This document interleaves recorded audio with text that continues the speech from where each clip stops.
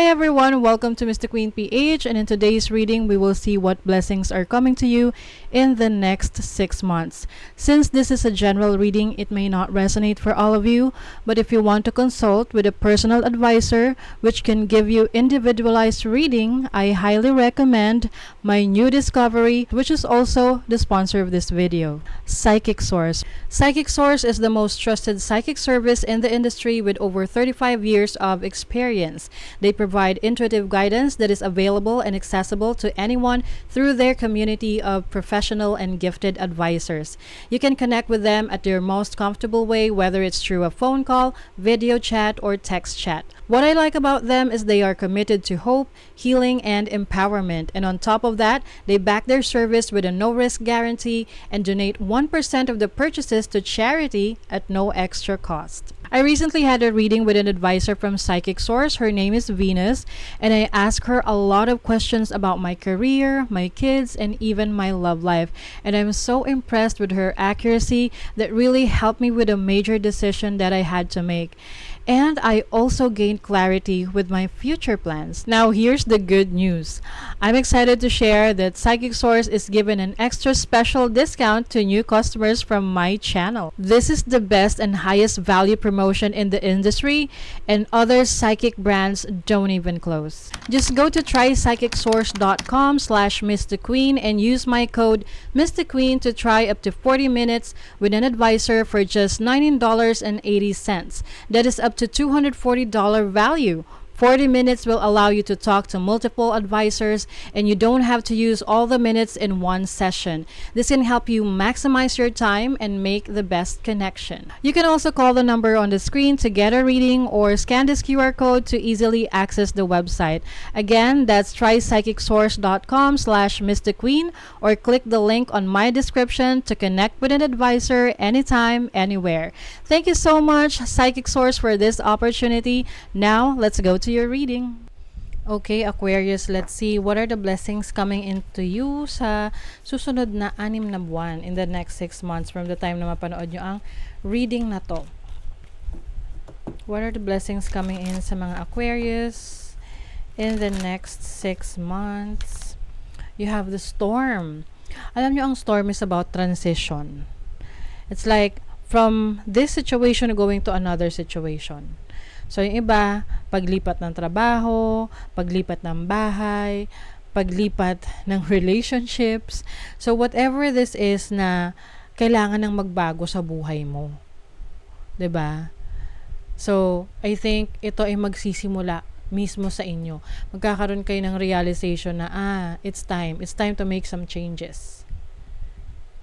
And itong changes na to will give you strength, will give you confidence and resilience na kaya mo pala, no? Kaya mo palang mag-adjust. Kaya mo palang mag-adapt sa mga pagbabago. You have eagle. Eagle is a new perspective sa buhay mo. 'Di ba yung eagle, lumilipad sila and they see a higher perspective. Kumbaga, meron silang advantage sa mga tao na nasa ground. Kasi ang nakikita lang natin, limited. But when you are elevated, just like an eagle, nakikita mo yung mas malawak yung scope mo. And that is a blessing for you. Kasi mas magiging madali sa'yo na mag-desisyon or mag-strategize ng mga bagay na gusto mong gawin or ma-achieve. Parang halimbawa, merong puzzle sa harapan mo. So, yung mga nakakita ng puzzle na nandun lang sila sa ka-level lang ng puzzle, hindi nila nakikita kung saan talaga papunta or saan yung best way out dun sa puzzle na yon, or kung paano yung maze, no? Bakit puzzle sinabi ko? Or can be puzzle or maze. Pero kung nasa higher perspective ko, alam mo, makikita mo na agad, may advantage ka na ito yung dadaanan ko, ito para makaalis ako. Ganon. Okay? So, that's what I'm saying for you. Yung advantage mo of how to strategize in life. And then, you also have the energy ng wind.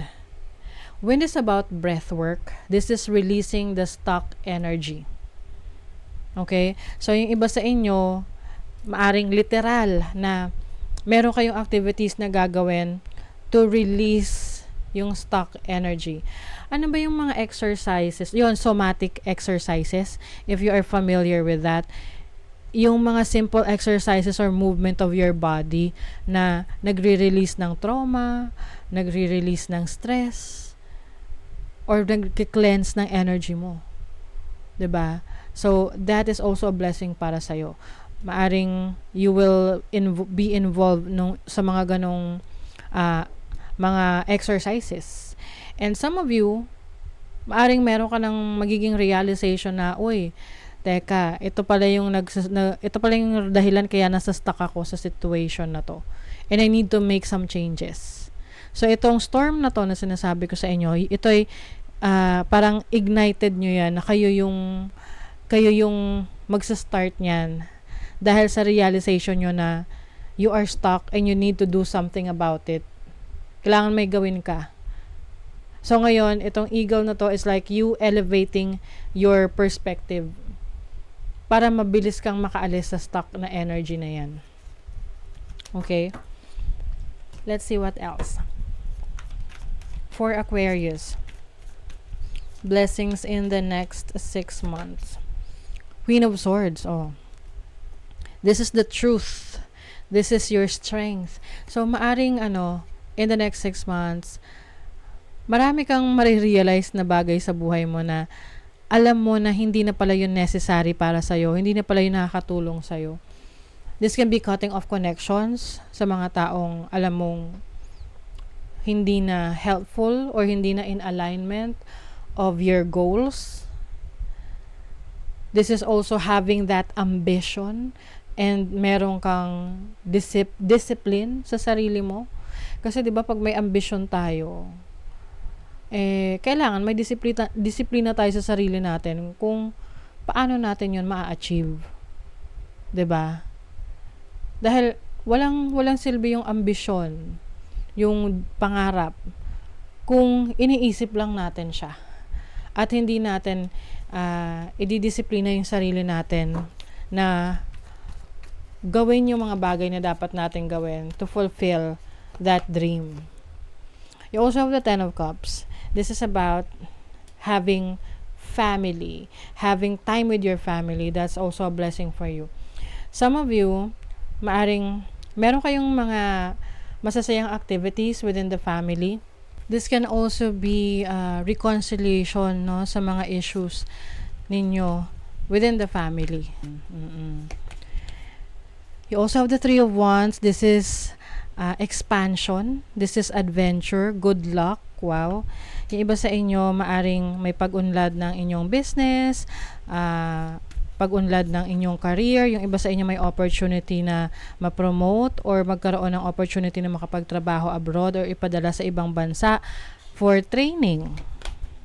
You also have the Three of Cups. Wow. So some of you, Aquarius, meron ditong celebration. Merong masayang experience, no, for you. This can be sa mga anak mo or meron kayong isi-celebrate ng mga kaibigan mo dahil meron kayong na-achieve na certain goals. Oh, you have the third house. This is about learning, communication. Some of you, you will be blessed with good friends, loyal friends. 'Di ba? Sa panahon ngayon, ang hirap makahanap ng totoong kaibigan. So, yan ay blessing rin sa inyo. This is also abundance, no? Celebration of your achievements in the next 6 months. Let's see what else. Hold the highest vision for your life. You now possess the ability to move past any hurdles. Ayan, having the highest vision. So, like what I mentioned kanina, para siyang eagle, no, na alam mo yung vision mo for your future, for your pangarap, no, sa mga dreams mo. So meron ka na raw kakayanan na malagpasan yung mga challenges na yan. Smile, you will soon experience a wonderful journey of inner discovery. Wow. So this is you exploring and discovering more about yourself. Kasi through experiences and new things na mararanasan natin, doon natin may experience or marirealize yung mga bagong bagay tungkol sa atin na hindi natin akalain na nandun pala, na yun pala tayo, 'di ba?